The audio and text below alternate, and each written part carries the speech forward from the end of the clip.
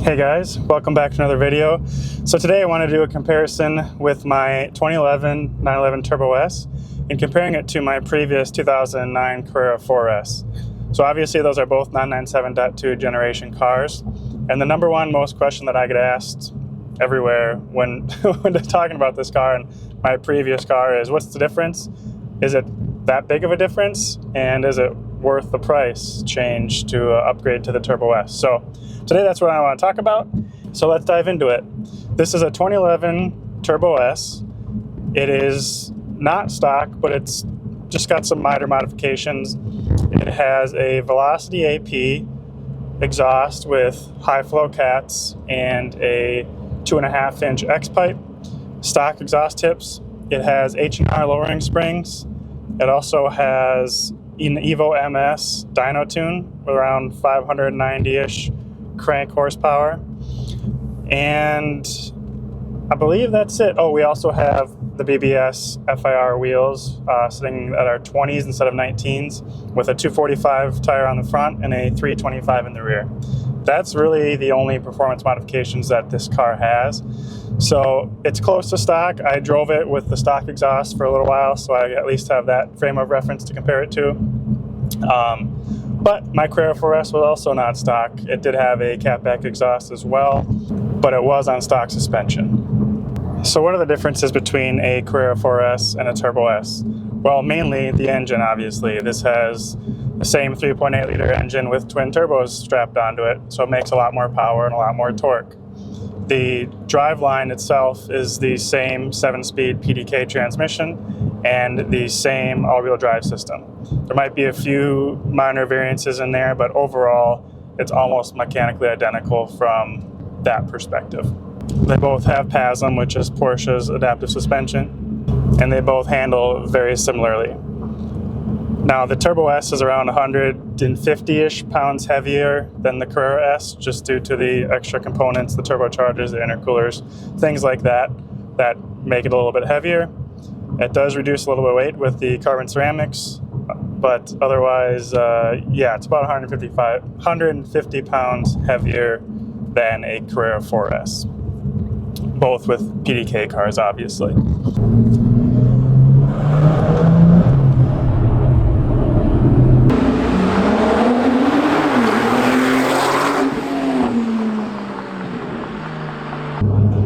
So given that this Turbo S has about 150 pounds more to carry around, you really don't feel it at all. Obviously the power overcomes that, no problem. And from a handling perspective, they feel almost identical. Granted, this has lowering springs. My previous car had the stock Porsche Sport suspension, which was a little bit lower than the standard S suspension on the Carrera S models. So I would say they handle very similarly. You don't feel really much of a difference. The steering is both a little bit heavier on the four-wheel drive cars than it is on the two-wheel drive cars, and that's all the same here. The PDK transmission in this Turbo S feels the exact same as it did in my Carrera 4S. It's first generation PDK. It's pretty good. It's not as good as the new stuff. It's not even as good as my Golf R DSG gearbox. Under load and under throttle, this shifts really fast, but the downshifts are not nearly as smooth as they could be.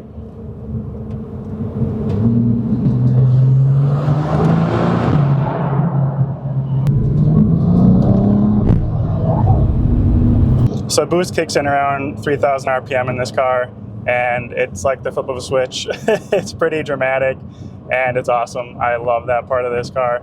You get an awesome torque shove, and it's way too fast for the street. Way faster than the Carrera 4S. The Carrera 4S, you really have to lean into the throttle and rev that thing up to get any power out of it.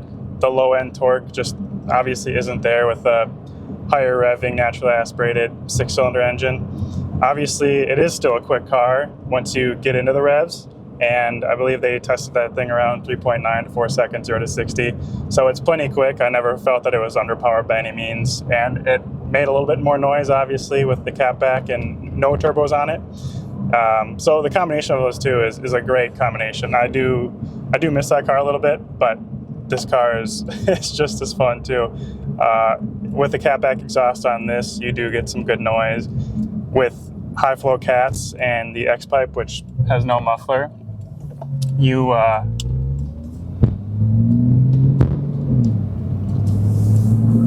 get some awesome turbo noises out the exhaust, as well as a more refined exhaust note with the X pipe, and it's just louder, obviously. But also you get a good chunk of intake noise from the turbos in the cabin, and you also get to hear the blow-offs when you are in boost around 4,000 to 5,000 RPM and you let off. You get some nice blow-off noise. So I've been trying to capture that on camera. It's not exactly easy, but this car makes all the right noises, and all the videos I see online with Turbo S's and turbos and aftermarket exhaust and things like that, they never sound good. And that was my biggest concern was, man, these things kind of sound like crap in videos. And I haven't actually heard a good sounding one in person because there's not a ton of them around where I live. So that was a big concern of mine. The catback exhaust fixed that, no problem. Obviously without it, it was quiet. I mentioned that in my previous video.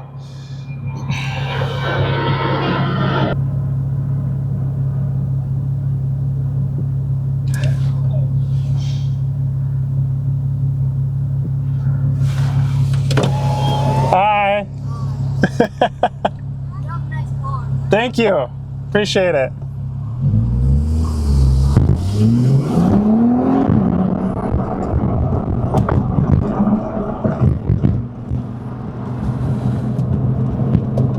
That was awesome. This car also gets a ton of looks compared to the 4S, and I think that's just because of the way this one looks in particular. It's a good color, it's GT silver, it's got the awesome BBS wheels, and it's lowered, and I am in love with the way that it looks, and it gets a great response from other people as well.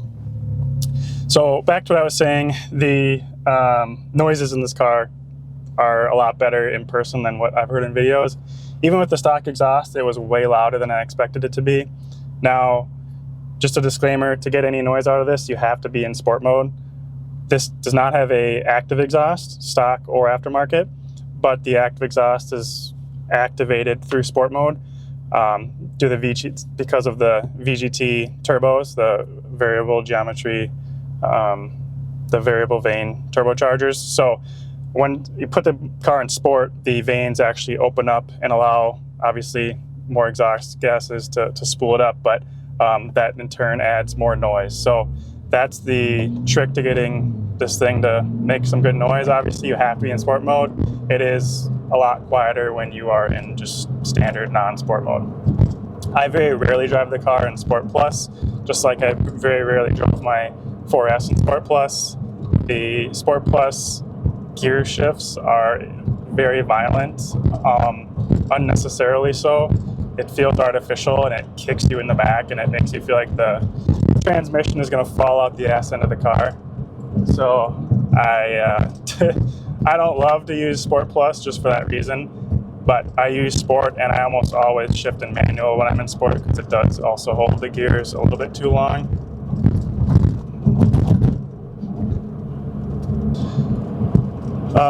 So yes, sport mode is key to getting noise and good gear shifts and whatever. So I'm always driving in sport mode once the car is up to temperature. But yes, overall, when you're not driving fast or you're not in boost in this car, it drives identically to the 4S.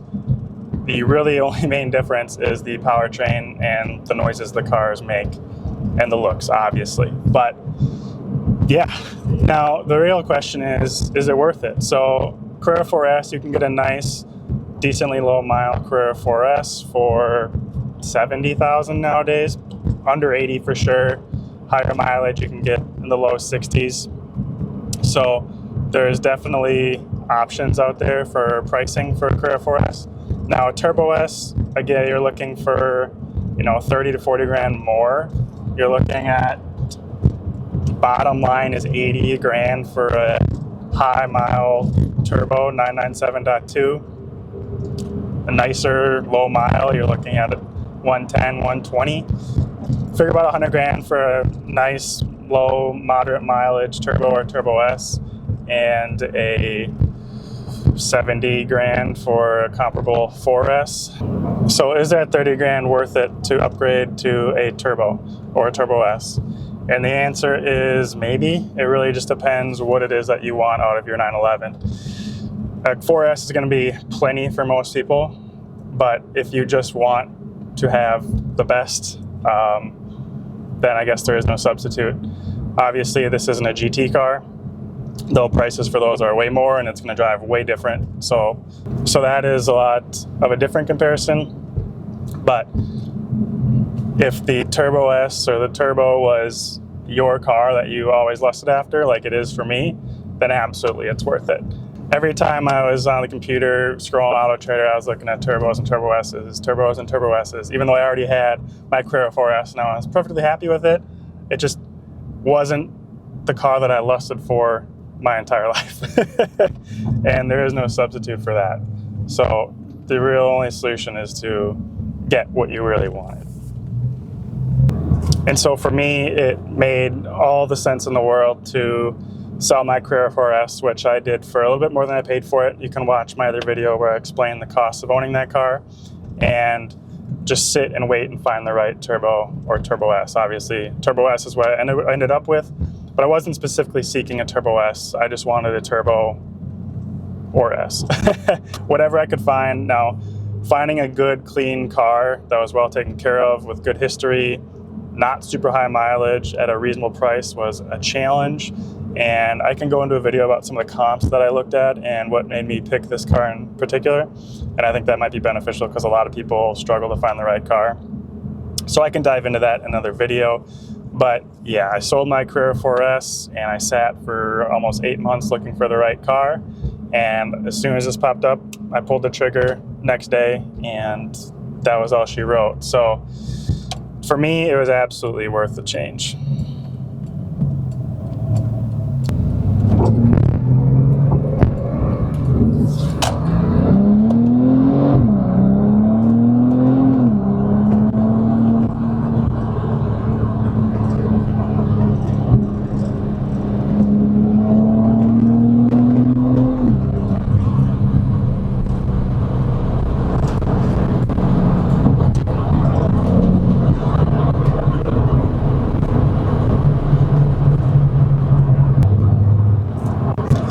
So I'm sure that was probably a bit of a word salad and I was rambling a little bit, but hopefully that gives you a decent idea of what this car is like compared to a Carrera 4S and how much I really enjoy it compared to that car. Now, I would own a Carrera 4S again if money were no object, and I wouldn't mind owning another one. They are a little bit, different in their driving characteristics and style just due to the engine and the powertrain, but the actual dynamics of the car, they feel so identical that it wouldn't be worth having both of those cars at the same time. So if you can only choose one and money is no object, I would recommend the Turbo. The only downside I will say that there is to a Turbo or a Turbo S is that it is too fast for the street. I very rarely can get into the boost and use the car. I almost never can flat foot it.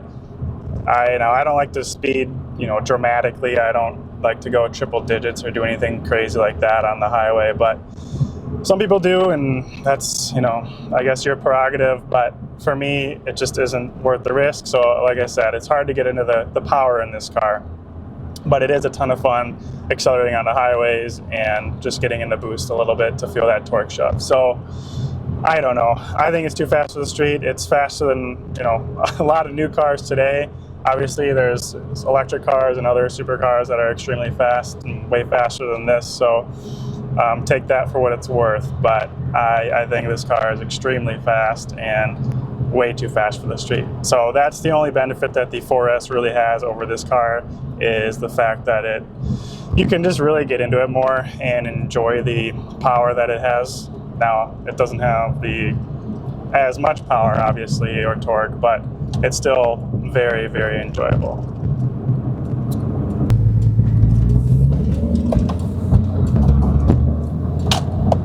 So hopefully this video was somewhat useful for you. I guess the conclusion is a 4S is great, a Turbo is better, and if money is no object, go for the Turbo.